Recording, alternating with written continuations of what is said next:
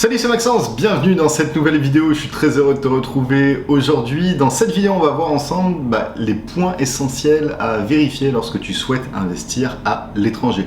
Donc j'ai fait une vidéo précédente pour l'investissement au Canada, que vous avez beaucoup apprécié d'ailleurs, et je vous en remercie énormément, ça me fait vraiment plaisir. Et j'ai aussi eu beaucoup de questions, alors que ce soit en message, en commentaire ou même peu importe, sur voilà, j'ai envie d'investir à l'étranger. Quels sont les points à valider lorsque, pour choisir une destination en fait, d'investissement?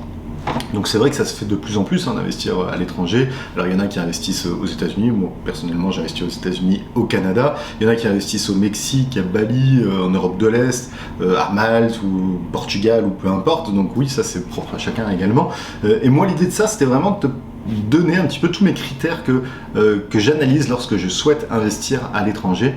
Pour information, par exemple, je n'ai pas investi à Bali, je n'ai pas investi au Mexique, et dans cette vidéo, je vais t'expliquer en fonction des points les raisons pour lesquelles je l'ai pas fait, et j'ai plutôt privilégié des plus gros pays comme le Canada et les États-Unis, et la France également, parce que c'est là où j'ai commencé à investir également. Donc voilà, sans plus attendre, on va faire un petit peu tous ces points-là. Le premier point que je regarde avant d'investir dans un pays à l'étranger, c'est l'économie actuelle et la vision future de ce pays. Donc de quoi ça dépend, de quoi elle est constituée, comment est-ce que ça se passe, et ainsi de suite, tout simplement parce que c'est ce qui va te permettre d'analyser un petit peu si c'est un pays économiquement stable ou pas. Parce que si tu vas investir des capitaux dans un pays et que le pays est sur le déclin, je pense pas que c'est la meilleure des solutions, parce que du coup tu auras du mal, à l'exploiter éventuellement, 2, à le revendre, et ainsi de suite. Donc vraiment, je pense que l'économie du pays est quand même très important. Donc regarde ce qu'ils sont actuellement, ce qu'ils étaient peut-être avant, et ce sur quoi ils tendent dans les prochaines années. Et c'est ce qui te permettra de prendre des bonnes décisions par rapport à ça. Et moi, je prends toujours un pays qui a un potentiel, qui est déjà stable actuellement, et qui a un potentiel de développement également. Et du coup, c'est vraiment ça qui, pour moi, c'est un des premiers critères intéressants. Deuxièmement, c'est la démographie. La démographie, est-ce que tu es plutôt avec un développement démographique vers la hausse, vers la baisse? Voilà, comment est-ce que c'est? Par exemple, je pense au Japon. Le Japon, la courbe elle est plutôt descendante. La Chine aussi également, la courbe est plutôt descendante. Donc ça, on va dire sur le très court terme, c'est pas trop impactant, mais si tu veux détenir tes biens immobiliers pendant 5, 10, 15, peut-être 20 ans, ou peut-être même plus, là c'est vraiment très impactant. Donc la démographie, essaie de voir, et ça peut être une démographie en interne, mais également de l'immigration, comme j'en ai parlé pour le Canada. Peut-être que la démographie en interne n'est pas incroyable, mais en fait ils ont une ambition, et ils ont un processus d'immigration également ici, pour faire face à ça et pour croître un petit peu la démographie. Donc la démographie, selon moi, c'est aussi quelque chose qui va faire dépendre de l'économie de l'économie du pays, parce que si tu as de moins en moins d'habitants, tu auras peut-être plus en plus de retraites, moins en moins d'actifs qui vont payer des impôts, donc moins de budget pour les infrastructures, pour tout. Donc voilà, tu vois, c'est pas forcément idéal, et pour moi la démographie c'est vraiment hyper important. Troisième critère, c'est la politique. La politique locale, la politique internationale vis-à-vis de ce pays. Voilà, comment est-ce qu'ils se positionnent? Est-ce que c'est des pays qui sont dominants? Est-ce que c'est des pays qui sont dominés? Parce que oui, malheureusement, dans le monde, c'est comme ça, tu as des pays qui sont plus forts, des pays qui sont plus faibles, et après du coup c'est à toi de voir un petit peu par rapport à ça.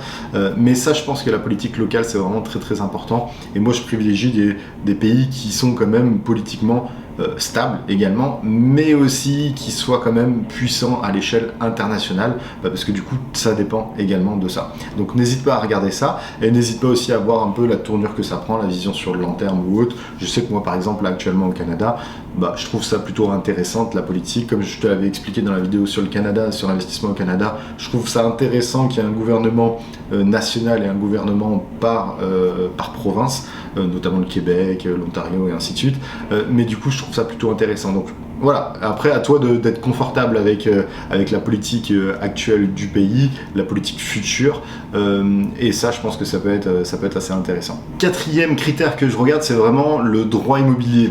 Comment est perçu du coup les investisseurs? Est-ce que c'est plus en faveur de l'investisseur? Est-ce que c'est plus en défaveur de l'investisseur? Ça, pour moi, je trouve ça quand même très important, tu vois, d'investir dans un pays où on est plus en faveur de l'investisseur, et d'autant plus en faveur de l'investisseur étranger. C'est vrai que par exemple, tu vois, alors c'est pas du tout pour critiquer ou quoi, parce qu'il y en a vraiment pour tout le monde, et je pense que c'est important que chacun a sa vision de l'investissement, mais pour moi, par exemple, je ne vais pas trop investir à l'île Maurice, parce que en tant qu'étranger, tu ne peux pas investir de partout, c'est assez régulé, voilà, c'est très particulier. Donc ça, tu vois, j'aimais peut-être un peu moins le fait d'avoir moins cette flexibilité et d'acheter uniquement dans des endroits en fait qu'on t'impose, que tu vas payer du coup plus cher le terrain, plus cher la construction, plus cher à peu près tout, parce que voilà, c'est quelque chose qui est imposé. Donc n'hésite pas à regarder un peu le droit immobilier, est-ce que il est plus en faveur du propriétaire ou du locataire.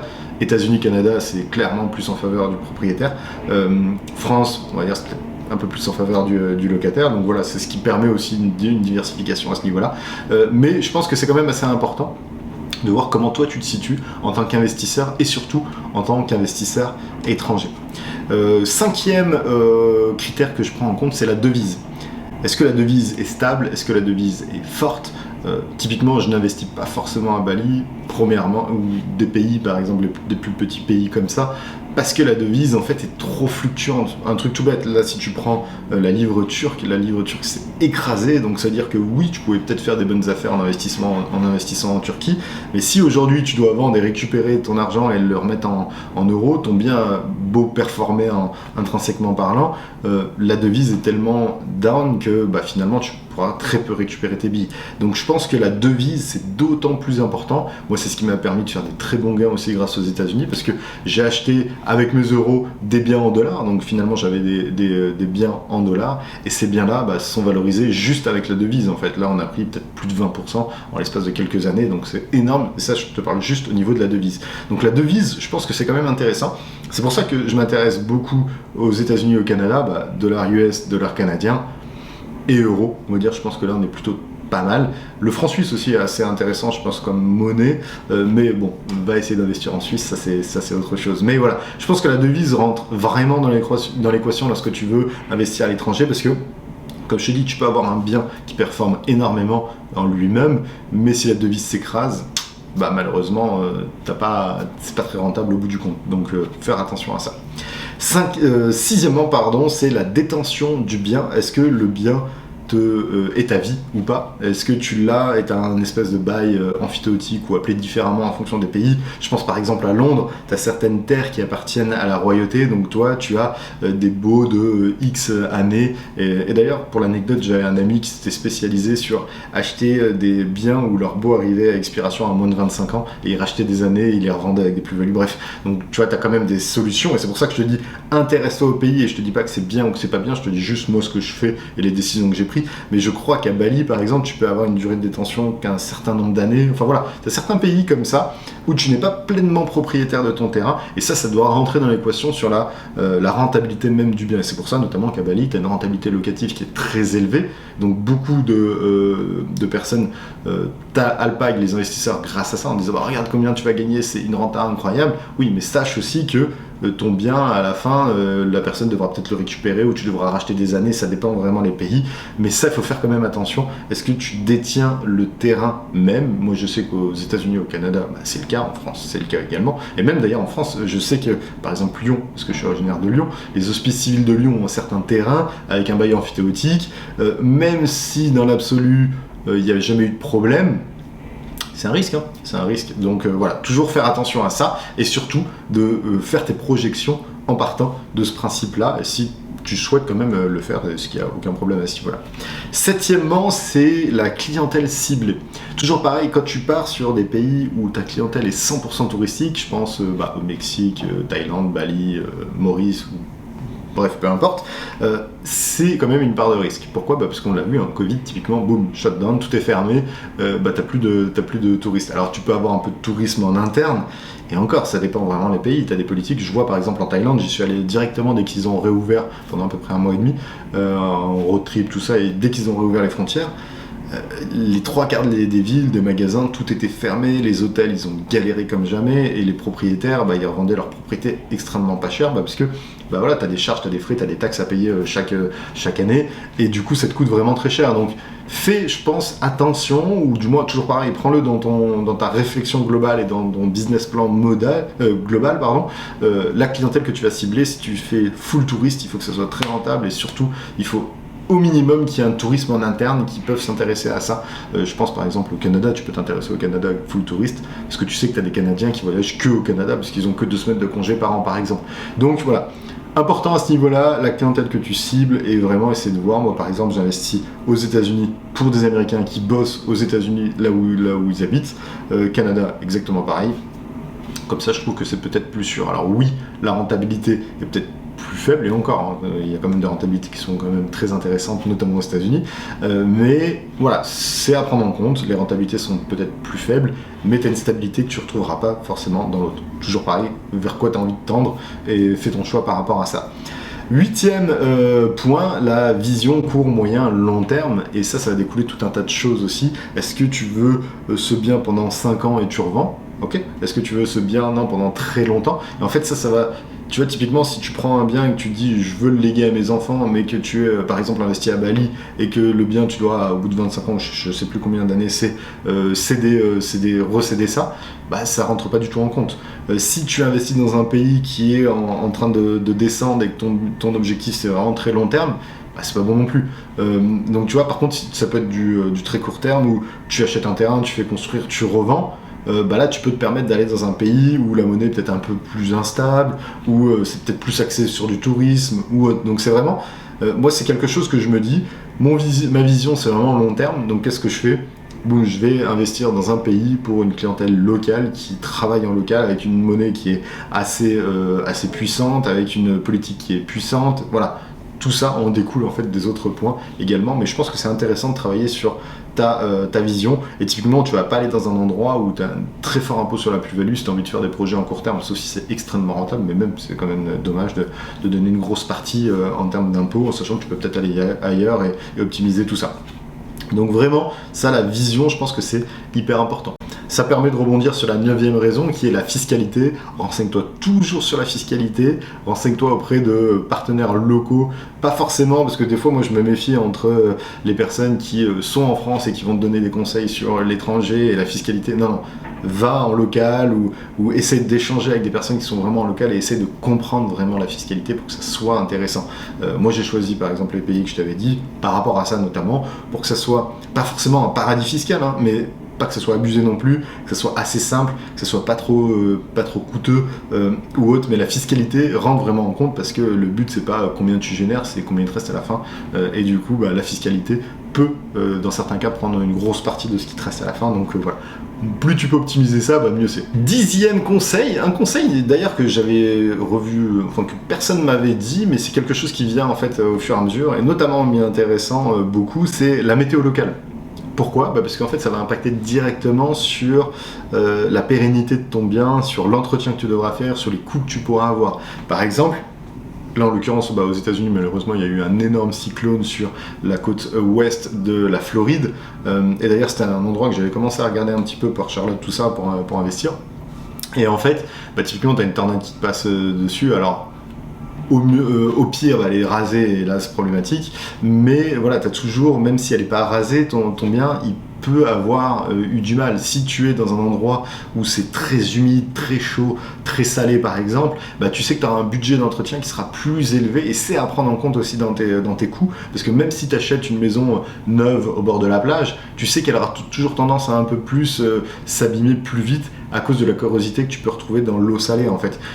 Tu peux avoir des endroits où tu as des grosses tempêtes tropicales, des inondations, des tornades, des incendies, tu peux avoir des grands froids idéalement. Donc vraiment faire attention à ça, à faire et à prendre en considération ça. Ou est-ce que par exemple nous on investit à Cleveland, Cleveland on sait qu'il n'y a pas d'ouragan, on sait qu'il n'y a pas de très grands froids, on sait qu'il n'y a pas de très forte chaleur, d'incendie, ça reste plutôt stable. Donc voilà, tu vois, c'est quelque chose qui est à prendre en compte également et que je te conseille, c'est si tu vas dans des pays qui sont très tropicaux ou autres, faire attention à ça. Tu peux avoir de la moisissure, tu peux avoir des dégâts par rapport à ça. 11e, c'est la corruption. Donc dans certains pays, pas tous évidemment, mais dans certains pays il peut y avoir la corruption, donc faire attention à ça. S'armer, être prévenu aussi par rapport à ça que du coup il peut y avoir de la corruption dans le pays que tu convoites. C'est pour ça que ça fera partie d'un autre point, mais j'aime bien aller sur place pour vraiment voir ça, comment ça se passe, échanger avec du monde, parce que c'est soit c'est un budget en plus, soit c'est des choses qui ne peuvent pas se faire. Moi j'ai des amis dans certains pays, ils n'ont pas pu faire certains projets immobiliers simplement parce qu'ils ne donnaient pas suffisamment à la personne qui prenait les décisions, à l'urbanisme ou autre. Donc fais quand même attention à ça, la corruption c'est quand même présent dans certains pays, et c'est à prendre en compte dans ta stratégie d'investissement.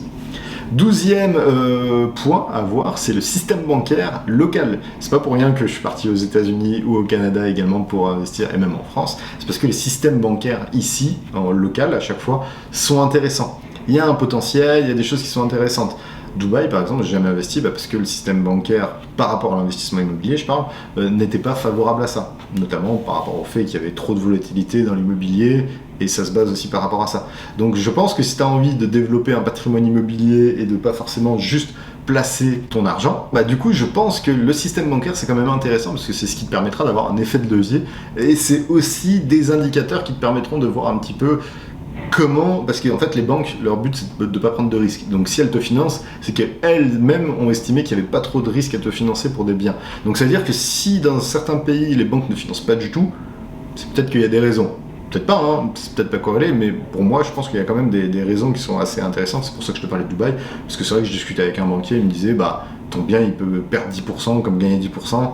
C'est un peu la loterie, tu vois, donc tu sais pas trop à quoi t'attendre. Même si ça tend à changer, Dubaï, c'est vrai que ça tend à changer à ce niveau-là. Moi, je te parle de ça il y a quelques années. Mais voilà, c'est pour ça que je me suis orienté sur des pays où il y avait un système bancaire qui était solide, comme je te parlais du Canada, la vidéo du Canada sur le système bancaire canadien qui est très intéressant, et il y a aussi une possibilité d'avoir cet effet de levier et de refinancement et plein d'autres choses. Donc essaye d'analyser le système bancaire local, je pense que c'est très intéressant, et aussi notamment pour juste un truc tout bête, transférer les fonds. Tu vois, des fois tu as des systèmes qui sont très compliqués, très lourds, plein de démarches, plein d'autorisations, des validations manuelles ou autres, juste pour recevoir des fonds à partir d'un certain montant ou autre. Donc ça c'est vraiment quelque chose à prendre en compte dans ta stratégie d'investissement à l'étranger. 13e point, c'est les démarches à faire pour l'acquisition et avant l'acquisition. Je pense par exemple, est-ce qu'il faut que tu ouvres une société ou pas, le coût, le délai également, est-ce que tu dois être représenté par quelqu'un, par exemple toujours pareil aux Émirats, si tu veux faire un business en local, tu dois être à 51 à 49% dans la boîte et un Émirati à 51. Tes comptes bancaires, est-ce que c'est difficile ou pas, quels sont les pièces justificatives, quels sont... En fait tout vraiment le système, n'hésite pas à te renseigner par rapport à ça, c'est très important, parce que des fois tu vas voir que tout est bien mais ça peut bloquer à certains niveaux, donc ça c'est vraiment quelque chose à faire sur analyse les démarches à faire si tu as envie d'investir, quel est le processus d'acquisition avant, comme je te disais, les boîtes, les comptes bancaires, tout ça c'est notamment les plus importants, mais je pense que c'est intéressant, est-ce que tu passes devant un notaire, quel type d'acte que tu as, ou ainsi de suite, ou devant un avocat, ça peut être notaire ou avocat en fonction des pays, mais voilà, typiquement aux États-Unis on s'était renseigné que tu pouvais racheter des dettes aux États-Unis lorsque tu achetais un bien immobilier, donc ça c'est un fait, donc c'est à dire que beaucoup de personnes ne savaient pas ça, notamment des Français qui investissaient là, et finalement ils se disent tiens j'ai acheté une maison pas chère, mais finalement tu avais 50 000 balles de dette. Donc c'est quelque chose à prendre en compte. Mais par contre, nous on s'est renseigné en amont, et c'est pour ça que je te partage ce point-là, c'est qu'il y a des title companies qui existent, et les title companies, c'est des sociétés que tu vas payer en plus, à 1% à peu près, à 1,5% de l'acquisition, qui elle va aller chercher s'il y a des dettes dessus, qui va aller analyser tout ça. Et s'il n'y a pas de dette, elle te dit il n'y a pas de dette, et je te garantis le fait qu'il n'y ait pas de dette, et ils ont une police d'assurance qui couvre s'il y avait des dettes et qu'ils n'ont pas trouvé. Et s'il y a des dettes, ils te disent oui, il y a des dettes d'énergie, il y a des dettes de taxes, de temps, et après ça te permet de prendre de savoir si tu continues ou pas avec ça, de renégocier éventuellement ou autre. Donc ça, c'est vraiment quelque chose à ne pas négliger, connaître un petit peu les démarches, l'acquisition globale, comment ça se passe, est-ce qu'il y a des choses à faire attention, est-ce qu'il y a des solutions diverses par rapport à ça. 14e, et d'ailleurs c'était aussi un des critères du Canada, c'est pour moi l'attrait du pays par des investisseurs étrangers et quel type d'investisseurs étrangers. Et ça c'est vraiment quelque chose qui est intéressant parce que plus tu auras des investisseurs étrangers qui vont investir dans un pays, plus ce sera des signes. Et si c'est des grosses institutions ou des gros investisseurs qui investissent massivement dans un pays, c'est peut-être qu'il y a des possibilités et peut-être qu'il y a des choses intéressantes dans ce pays. Donc à toi de creuser un peu plus loin sur la raison pour laquelle ils le font. Mais ça, c'est des métriques, tu vois, qui mentent pas, parce que c'est comme dans tout, s'il y a personne qui investit dans un endroit, c'est peut-être qu'il y a une raison. Alors c'est peut-être que c'est un paradis magique qui était que personne n'a découvert, ce que je doute maintenant, soit c'est qu'il y a une bonne raison. Donc fais attention, moi j'aime bien regarder aussi, est-ce qu'il y a des investisseurs étrangers qui investissent au-delà de la population locale, ce qui est déjà important, la population locale, mais voilà. 15e, ça c'est un conseil que je recommande aussi, c'est toujours d'aller sur place. Parce que ça peut cocher tous les critères que je t'ai dit au préalable, mais tu peux aller sur place et il y a un truc qui te convient pas, tu vois. Ou même le fait de parler à des personnes, c'est que tu vas découvrir plein de choses. Tu vois, moi, le fait d'être allé plein de fois aux États-Unis ou plein de fois au Canada avant d'investir, bah, du coup, c'est ce qui te permet d'échanger avec des personnes, d'avoir des infos que tu trouves pas forcément sur Internet et que tu as vraiment en local. Donc ça, c'est vraiment très très important. Tu vois, un truc tout bête, aux États-Unis, juste le fait du parti politique de l'État, s'il est l'équivalent de droite-gauche, tu veux, démocrate ou républicain, bah, du coup ça peut impacter déjà sur la loi en local par rapport à l'investissement immobilier. Donc tu vois, le fait d'être en local, ça te permet de trouver une équipe, ça te permet d'échanger avec des personnes, ça te permet de comprendre encore mieux ça te permet de prendre des rendez-vous avec différentes personnes, que ce soit fiscales, bancaires ou autres, aussi au préalable, et ça va te permettre pour moi aussi d'avoir un feeling plus ou moins bon pour un endroit, et comme ça va te permettre de prendre ta décision finale. Et dernière, c'est les structures locales pour t'aider à investir. Ça, c'est intéressant aussi de voir qu'est-ce qui existe déjà en local qui peut t'aider, parce que toi, le but, c'est pas d'y aller toutes les 3 semaines pour aller faire de quoi que ce soit. Donc, souvent, si c'est des endroits qui sont prisés par des investisseurs étrangers, tu as déjà des structures en local qui vont faire de l'investissement clé en main. Alors oui, ce sera peut-être pas le plus rentable, ce sera plus rentable si toi tu le trouves, mais c'est comme de partout. Mais ça peut être intéressant. Parce que par exemple, aux États-Unis, on s'était associé avec une société francophone, ou du moins il y avait des personnes francophones dedans, et qui nous aidaient sur les démarches, qui nous permettaient de se comprendre, et ça nous faisait un peu une passerelle entre les deux, qui nous expliquait au tout début les contrats, les choses comme ça, parce que c'était assez compliqué. Et du coup, voilà, c'est ce qui peut te permettre d'avoir des aides à ce niveau-là pour pouvoir investir. Et je pense que plus tu auras des structures locales, plus se dire que tu as un attrait des investisseurs étrangers dedans, et du coup que ça regroupe quand même d'autres raisons. D'autres critères à prendre en compte. Et du coup voilà, c'était un petit peu, je pense, le dernier point que je voulais voir, les structures locales. Je pense que c'est vraiment le top. Ça veut pas dire que si t'as pas de structure locale que c'est pas bon, mais c'est juste que ça peut être un peu plus compliqué pour toi, parce qu'il faut peut-être que tu parles la langue, peut-être que tu y ailles plus souvent, ou autre. Donc voilà. Donc c'était mes 16 critères, ça en fait pas mal, je pense qu'il y en a peut-être d'autres. N'hésite pas à me dire si toi, si t'as investi à l'étranger, si t'en as d'autres, tu les mets dans les commentaires, ça peut être intéressant de partager toute la communauté et voir un petit peu si vous en avez d'autres. En tout cas, j'espère que cette série sur l'investissement à l'étranger te plaît. Si tu veux d'autres vidéos sur ce sujet, n'hésite pas à me le dire dans les commentaires. Libre à toi de me conseiller pas mal de choses. Et comme ça me permettra de voir un petit peu ce sur quoi je peux rebondir, ou éventuellement si je peux te partager des idées comme ça. Donc n'hésite pas à partager cette vidéo à des personnes qui aimeraient éventuellement investir à l'étranger, parce que je pense que c'est quand même très très important. N'hésite pas à la liker, à la partager, à t'abonner aussi si tu as envie de voir plus de vidéos comme ça. Et moi je te dis à très vite pour de prochaines vidéos. Ciao ciao.